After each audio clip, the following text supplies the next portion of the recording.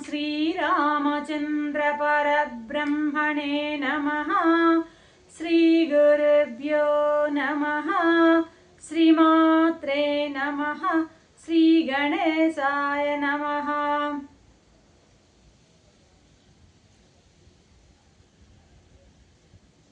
ప్రియాత్మ బంధువులారా, యోగ వాసిష్టం నిర్వాణ ప్రకరణము 588వ భాగం చూడాలా సికిధ్వజన్కి బోధ చేస్తోంది.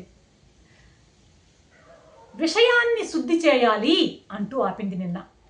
అంటే ఏంటి విషయాలంటే ఏంది? నామరూప క్రియాత్మక జగత్తులో ఉన్నటువంటి శబ్ద స్పర్శ రూప రసగంధాల విషయాలు.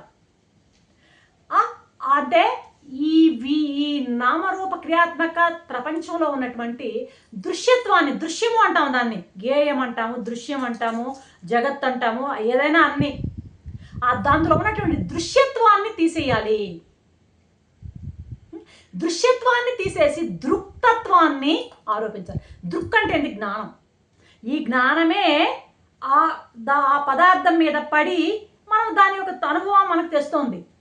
ఆ కనపడేటువంటి దృశ్యంలో దృశ్యం కాదు ఇది, అది కూడా దృక్కే. అంటే ఈ జ్ఞానమే, అది కూడా జ్ఞానమే అన్నటువంటి ఆ స్థితిలోకి రావాలి అని చెప్తున్నాడు అనమాట. దృశ్యత్వాన్ని తీసేసి దృక్తత్వాన్ని ఆ విషయాలలో ఆరోపించాలి. అర్థమైందా? అక్కడ నామరూప క్రియాత్మక ప్రపంచంలో ఉన్నటువంటి ఆ యొక్క ఆభాసని, ఆ నామరూప క్రియాత్మకలు తొలగించి సబ్జెక్ట్ ఏముంటుంది? అది సచ్చిదానంద సచిత్తులను ప్రవేశపెట్టాలి. ప్రవేశపెట్టడం ఉన్నాయే ఆల్రెడీ, సచ్చిత్తులుగా చూడాలి. ఆ పై కనిపించేటువంటి నామరూప క్రియాత్మక ప్రపంచాన్ని సచ్చిత్తులుగా చూడాలి.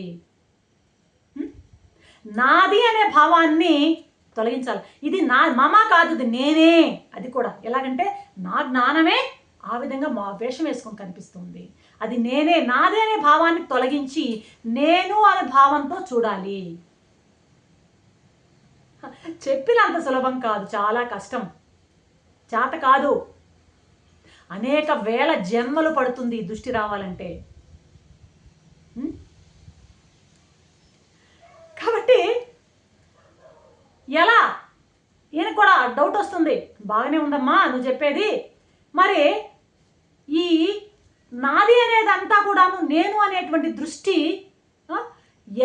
కనిపించిన ప్రతి వస్తువుని నేను నేను నేను అని, ఫర్ ఎగ్జాంపుల్ నాకు ఈ రూమ్లో కనిపించే ప్రతి వస్తువు ఇది నేనే అని, అది నిజంగా ఊరికే అనడం కాదు, అనుభవం పూర్వకంగా దాన్ని ఆ విధంగా దాన్ని తీసుకోవడం అనేది అంత సులభమైన విషయం కానే కాదనమాట.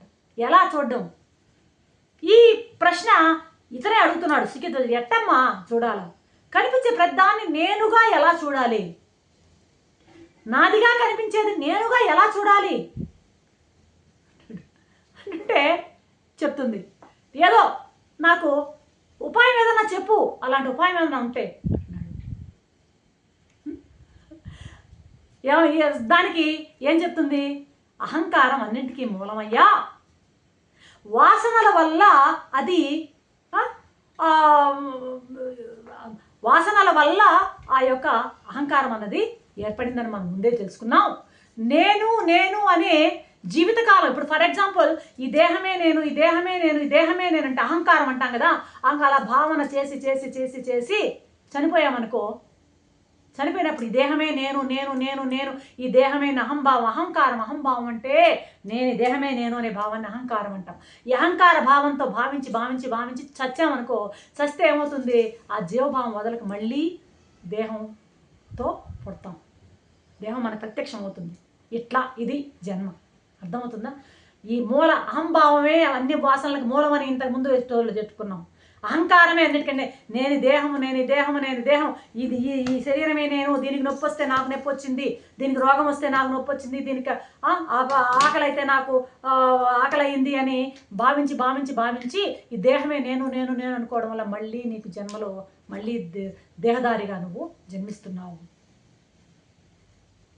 పుట్టిన తర్వాత మళ్ళీ జగత్తులో ఉన్న అన్ని మళ్ళీ భావాల్ని పోగు చేసుకోవడం వల్ల ఆ జీవభావం ఇంకా బాగా పోగు చేసుకొని మళ్ళీ మరణం వరకు అట్లా జీవిస్తూ పోతూ ఉంటుంది.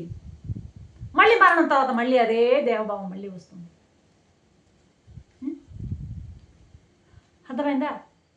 కాబట్టి ఈ జగత్ అనేది ఎలాంటిది? ఇది జగత్తు, ఈ ప్రపంచం అంతా ఈ రకంగా జీవభావంతో మళ్ళీ మళ్ళీ జన్మలెత్తడానికి అవకాశం కలుగుతూ ఉన్నది. ఈ జగత్తు చెప్తుంది చూడాల, ఈ జగత్ అనేది బోధ్యం అనుభవించేది. ఎందుకుంది ఈ నామరూప జగత్తు అంటే, మాయ ఎందుకు ఈ జగత్తును మాయ ఈ విధంగా మనకు అనిపిస్తుంది అంటే బోధ్యం అంటది. భోక్తకు బోధ్యం. భోక్త ఎవరు అంటే జీవుడు అనుభవిస్తున్నాడు. భోజనం ఉంటే ఇక్కడ భోక్త అనుభవిస్తున్నాడు. మనం ప్రశ్న వేసుకుందాం, అది అనుభవానికి ఇవన్నీ ఉన్నాయి, మన అనుభవానికి భోజ్యం ఏది? విషయాలన్నమాట. శబ్ద స్పర్శ రూప రసగంధాలతో కూడినటువంటి నామరూప క్రియాత్మక ప్రపంచం అంతా కూడాను భోక్తకి భోజ్యము. జగత్తు భోజ్యము అనుభవించేది. భోజ్యం ఉంటే నీవు భోక్తవై అనుభవిస్తున్నావు, జీవుడు భోక్తై అనుభవిస్తున్నాడు. ఇక్కడ చూడండి, భోజ్యం ఉంటే భోక్త అనుభవిస్తున్నాడా, లేక భోక్త లేకపోతే భోక్తవై ఉండగా నీకు అది భోజ్యమై అనుభవానికి వస్తుందా? ఇప్పుడు నేను చూస్తే నాకు ఆ వస్తువు కనిపిస్తుందా, లేకపోతే ఆ వస్తువు ఉంటే నేను చూస్తున్నానా? ఇది బాగా అర్థమవుతుంది. ఇప్పుడు దీని ఎదురు కెమెరా ఉంది, నేను చూస్తే ఆ కెమెరా ఉందా, లేకపోతే ఆ కెమెరా ఉంది కాబట్టి నేను చూస్తున్నానా? ఆ వస్తువు ఉంటే నేను చూస్తున్నానా అంటే దానికి ఏమైనా జవాబు ఉందా అంటుంది. చూడాలి, ఇక్కడ చెప్పచ్చు సులభంగా. ప్రపంచం కనపడుతుంది, దాన్ని నేను చూస్తున్నాను. నేను చూస్తూ ఉంటే ఆ ప్రపంచం కనబడుతుంది. ప్రపంచం కనబడుతుంది కాబట్టి నేను చూస్తున్నాను. నేను చూస్తున్నాను కాబట్టి ఆ ప్రపంచం కనబడుతుంది. ప్రపంచం అక్కడ లేకపోతే నువ్వు దేన్ని చూస్తావు? నువ్వు చూడాలంటే అక్కడ అది ఉండాలి. నువ్వు చూడకపోతే, నీ మనసులోకి రాకపోతే అది ప్రపంచం అని నీకు ఎట్లా తెలిసింది? ఇది మనకు అంతు పట్టదు. అర్థమైందా? దీన్నే సాపేక్ష భావం అంటారనమాట. ఇంటర్డిపెండెంట్. ఏది ముందు ఏది వెనక నిర్ణయించలేము. చెట్టు ముందా విత్తు ముందా అంటామే, అట్లా అనమాట. అయితే చెట్టు ముందా విత్తు ముందా అంటే ఏది ముందంటే ఏం చెప్తాం? రెండూ కాదు. ప్రపంచం వాడు ఉంటే నువ్వు చూస్తున్నావా, లేకపోతే నువ్వు చూస్తుంటే ప్రపంచం ఉందా అంటే చెట్టు ముందా విత్తు ముందా అన్నట్టు అనమాట. ఈ రెండిటికి చెట్టు ముందా విత్తు ముందా అంటే చెప్పలేకపోవడం ఏం లేదు. భూమి ముందు అంటాం అన్నమాట. భూమి ఉంటేనే చెట్టు ఉంటేనే విత్తనం. అలాగే నువ్వు ఆ వస్తువు ఉంటే నువ్వు చూస్తున్నావా, లేక నువ్వు చూస్తుంటే ఆ వస్తువు ఉన్నదా అంటే ఈ రెండిటికి కూడా వెనక ఒకటి ఉంది. అబ్సల్యూట్ అంటారు దాన్ని, సామాన్యం. అర్థమవుతుందా? వస్తువు, రియాలిటీ, సత్యం.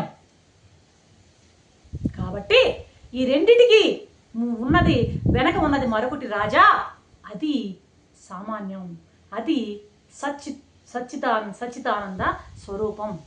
దానిని మనం పట్టుకోవాలి అంటూ ఆపుతోంది చూడాలా. రేపటి ఎపిసోడ్లో మరొక అంశంతో మేము ముందుంటాం. అంతవరకు సెలవు. సర్వం శ్రీరామచంద్ర చరణారవిందార్పణం. ఓం శాంతి శాంతి శాంతి.